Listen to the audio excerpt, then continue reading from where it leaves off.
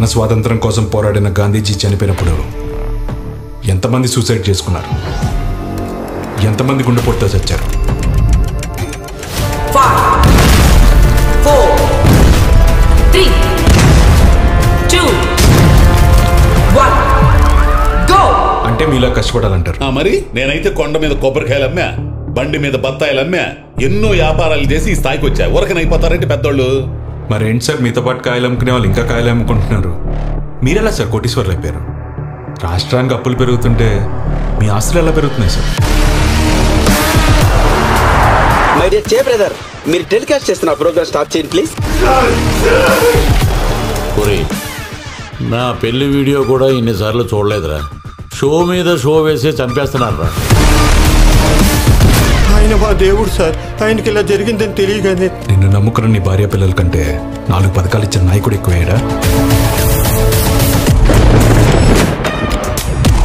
మీ కుటుంబంలో కొడుకును కోల్పోయిన అమ్మకు కొడుకులా, అన్నను కోల్పోయిన చెల్లెకు అన్నలా, తండ్రిని కోల్పోయిన కుటుంబానికి అండగా నేను ఉండాలి. ఈసారి మనం గెలవడం చాలా కష్టం విశ్వ. సంక్షేమ పథకాల పేరుతో అన్ని బిస్కెట్లు వేసాం.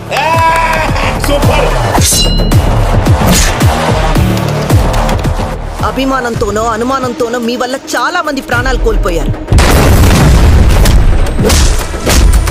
తప్పు చేసిన వాడెవడైనా చివరికి నా బిడ్డైనా ప్రజా దర్బార్లో నించోబెట్టి శిక్షించకుండా వదలను.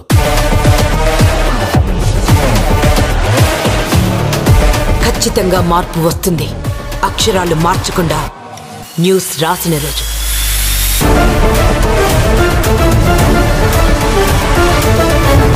అన్నింటికంటే ముందు న్యూస్ నీ ఛానల్లో ఎందుకు వస్తుందా అనుకున్నాను.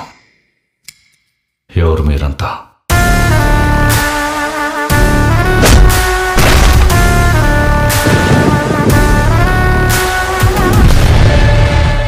ఒక్కసారి ఎక్కి కూర్చున్నాడంటే 5 ఏళ్ళు ఆడి చెప్పించేయాల్సిందే. డిసైడ్ చేసుకో, నిన్ను ఎవరు పరిపాలించాలో. డిసైడ్ చేసుకో, నీకు ఎవరు కావాలో. వాడా, వీడా, ఇంకెవడైనా.